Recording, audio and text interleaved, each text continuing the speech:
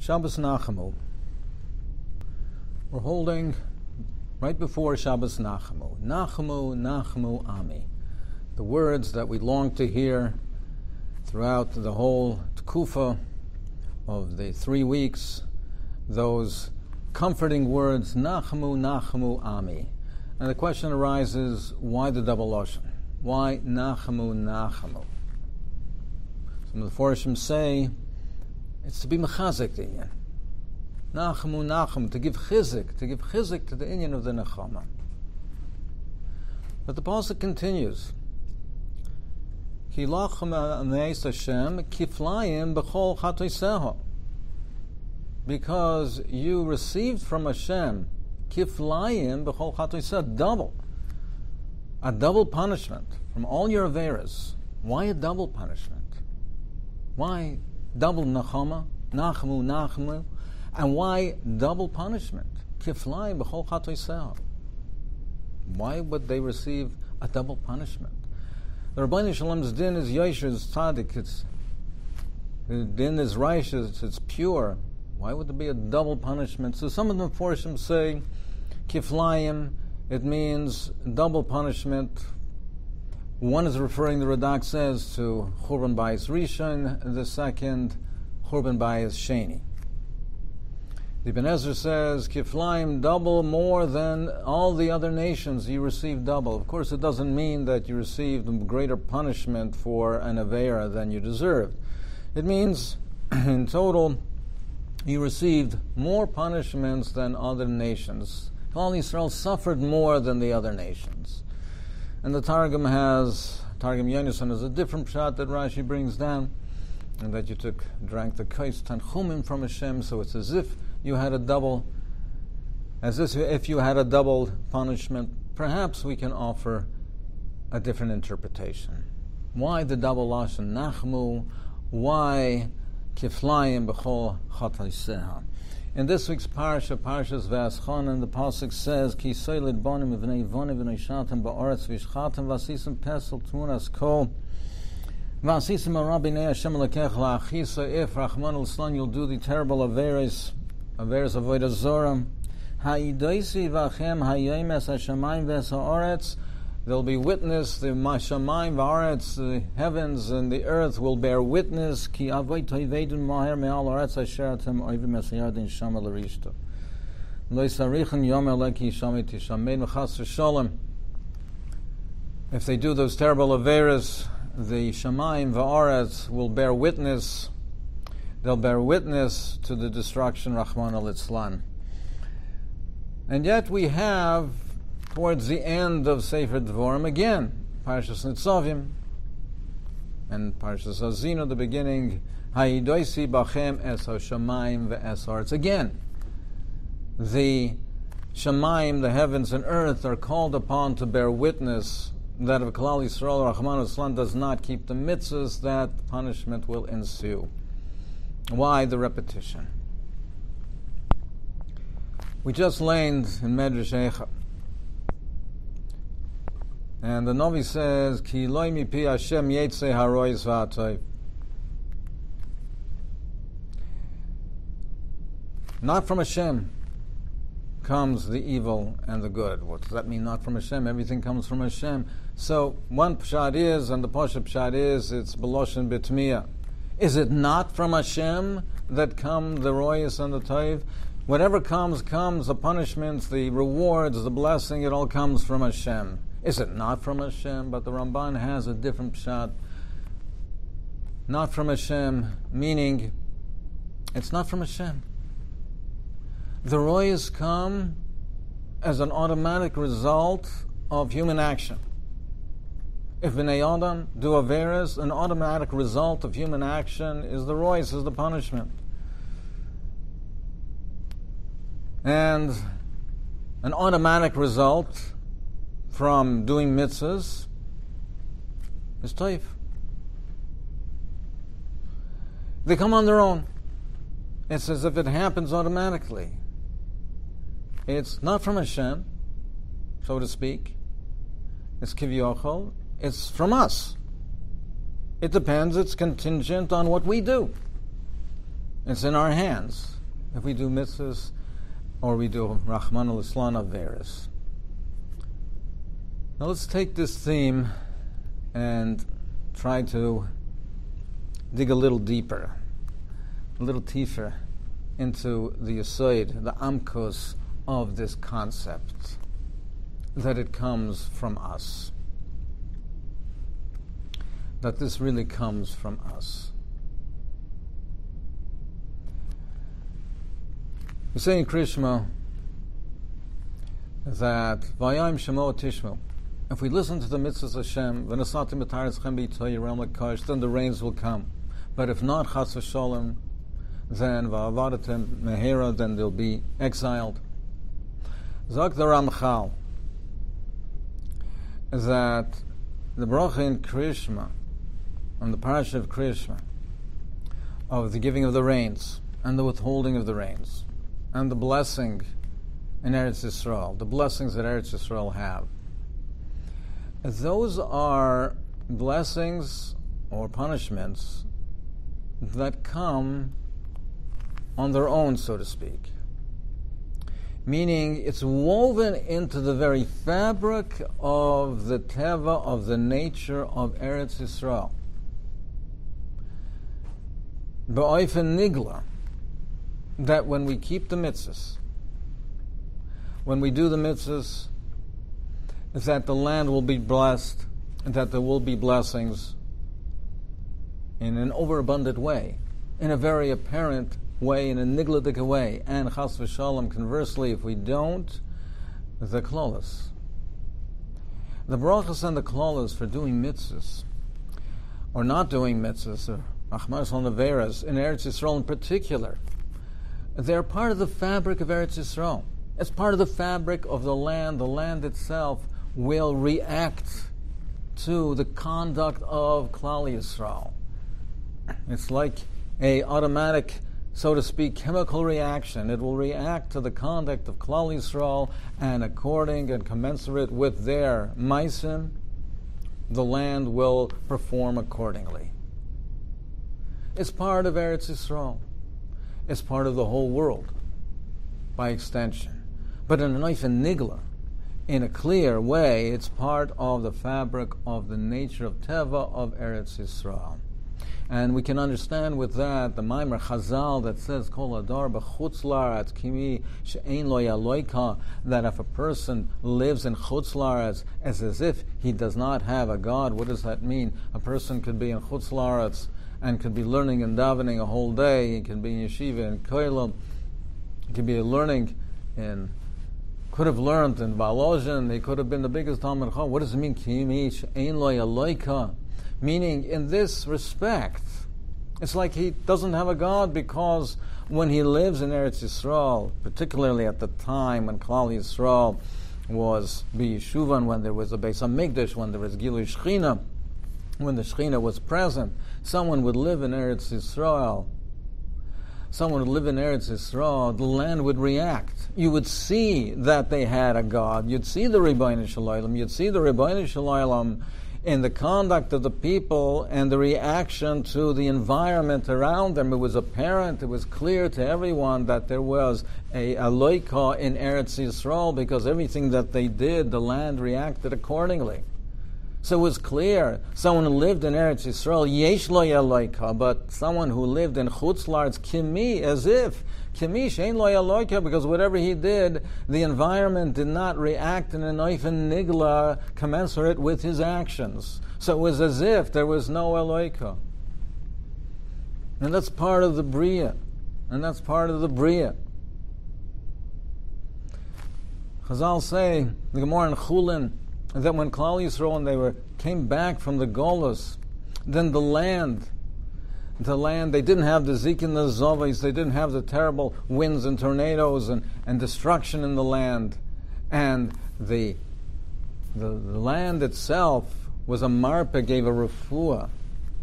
And we can understand the Mishnah in Ovais, Basar Mamoris, Nivra Ha'olam, Litin Sachar Toiv L'Tzadikim Shemekaimim Es Ha'olam, Shenivra Basar Ma'amoris, that tzaddikim are mekayim the oilam, a poshet pshat on the simple level. Tzaddikim are mekayim the oilam, because they do mitzvahs, they tilt the world to l'chav schus. And so the mezaka, the world, mezaka the oilam, but according to this explanation, the mekayim of the oilam, because the world rests on them, is contingent on their actions. It's the very existence of the world, the teva of the world, the kiyum of it, and the conduct of it is contingent on the maisim of the tzaddikim. It's what we do is not only a reward and punishment for ourselves. It affects our environment. It affects other people.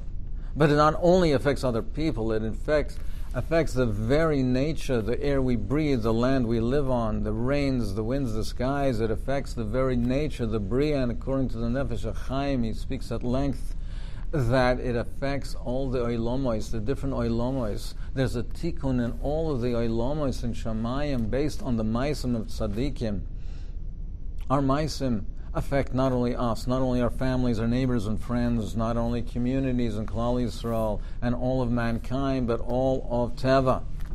And not only this world, it affects all of the oilomos in Shamayim. And it's expressed so eloquently in the kinnis that we read this past Sunday on Tisha B'Av on Lamed Zayin. It's expressed so beautifully by Rav Rama Chayze. Kol tanugim b'voy voisrech. When you came to Eretz Yisrael,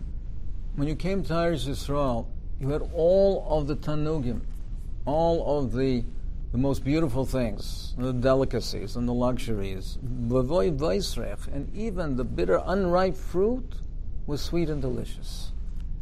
Like Hosa Hashem, v'ulam kitzuf Moscow miroyrayach. Even the most bitter things became sweet in Eretz Yisrael. When we came to Eretz Yisrael, when there was Hashros Hashchina, things that B'teva normally would be considered to be bitter were the most sweet things. And Piriach Lemarpe, your fruit, which normally is just regular fruit and has a nutritional value, of course, but it was a marpe. When we lived in Eretz Yisrael, when we had the Beis HaMikdash, when we had Hashros Hashchina, the very fruit gave refuahs. V'chol aleh ta'aleh, haloi kiyaras advash, hoyu yorayach. The mosque morayach, and the bitter things were like the honey in the forests. Im apsonim bris korsu mesayach ve'ein sotan. You made a bris, a covenant, even with the serpents. They didn't attack. There was no poisonous venom that affected us. And even the animals made peace with them. Wild animals, the beasts, made peace with us. The very animals and birds in Eretz Yisrael, they had chachma. It was all changed because of what we did, of our madrega, of the Hasharas Hashchina. It was Halshmalam Kfirayach and Kol Behema Vayev Chachmu Adeka Chamor Hayalafnim Leven Yoyer Chamoirayach. Your donkeys were like the Chamor of Pinchas ben Yoyer on such a high madrega. Like the Chamor of Pinchas ben Yoyer, that was your Chamoirayach. They were Moscow Morayach. What was bitter became sweet. And even the animals had Chochma. Even the animals had Chochma. It was Hal Shmulahem Kfirayach. The animals made peace with you. Hal Shmulahem Kfirayach Adek Chamor Hayalafnim Venyor Chamoirayach. Your very animals knew not to eat tevel, not to eat macholas asuras. That's what we had. That's what we were. Maybe we can now understand better what the Navi is saying. Kilokha kiflayim b'chol chatos sayach. It was a double punishment. One punishment for the Averas was the actual punishment, the Yisurin, whatever the case was, the Yisurin, the poverty, the sickness, Rahman al-Islan, the Yisurin, the different sufferings, the golus, the oppression. It was a punishment. But we lost something else. We lost that madrega. We lost that tikkun. We lost the tikkun ha'olam. We lost the tikkun ha'olamois. We were punished twicefold because we were punished in our golus, that we had the different yisurin, we had the different punishments for the avera, whatever they were golus, and whether they were poverty and oppression, and there were Chaman Islan, all the different specific punishments. But we lost so much more. It was kiflayim. We lost so much more. We lost that tikkun, that when we were in Eretz Yisrael with the Beis HaMikdash and Hashras HaShechina, the tikkun of Olam Haza, the tikkun ha'olam, the tikkun of the ha'olamois, how we were able to raise and elevate the bria, elevate mankind, elevate all of the olamas, and we lost that. We lost so much. We suffered, and we were punished with so much that we lost all that we could have attained. Nachamu, a double Nachamu. A double Nachamu. A Nachamu for what we suffered, and a Nachamu for what we lost, for what we could have attained and we didn't attain. It's the double Nachamu. Nachamu, Ami. Because we could have affected the world. We could have changed the world. We could have changed ourselves, our environment, the whole world, all the Oilamos. Just to conclude with a short Maisa. It was a Maisa of a director of a hospital in Brooklyn, Shlomo Shapira, who was confronted with a dilemma, with a serious problem. A young man called up and said that his brother was in a car accident and he was critically ill. The doctor said that he had only hours to live. And the father, who was a patient in the nursing home, had to be informed about it. But they were afraid to inform the father because he was old and frail. He was 89 years old, and they were afraid of what the shock would do to him. So Rav Shlomo confronted the elderly man, and he started to talk to him in a roundabout way and discuss things in general. And then he started leading to the topic, and he led him to the topic, and he talked about an accident, and he talked about his son, and he talked about moved on, and that the situation was not so simple, and the situation perhaps was somewhat serious, and there was no reaction from this man. The elderly gentleman had no real reaction to it, and he kept on. He thought maybe he was not really aware of things anymore, maybe he lost his real comprehension and awareness, so he kept on discussing it more and more, and the elderly gentleman just moved on, talked about a sugya psachim. And then he talked and mentioned that he learned in Radin, and he said he learned by the Chofetz Chaim. And he said that the Chofetz Chaim, when he wrote the Mishnah Berurah, he used to take some of the Bachram and have some of the Bachram review the Mishnah Berurah just to see that the language was written in a way that was clear to people, for all kinds of people to understand it. That the language had the clarity so that it would be understood by a variety of people. And he was one of the Bachram. And when it came time to leave Radin, he went to say goodbye to the Chofetz Chaim, and the Chofetz Chaim told him, instead, if you go to America, if you keep Shabbos and if you learn Torah, I'll give you a bracha that you will not see the patir of any of your sons in your lifetime. And that's the bracha he got from the Chofetz Chaim. So he said, the doctors are saying there's only a couple of hours to live. What do the doctors know compared to the Chofetz Chaim? If the Chofetz Chaim gives a bracha, that determines what the teva will be. And Kachava, a short while later, miraculously, the sun started to move, started to stir, and the doctors were in shock. They were aghast, and he started to recover slowly, and he had a full recovery. And this elderly gentleman lived to 96 years old, and he never saw the patira of any of his sons. The bracha of the Chavetz Chaim was stronger than the koiches of the Teva.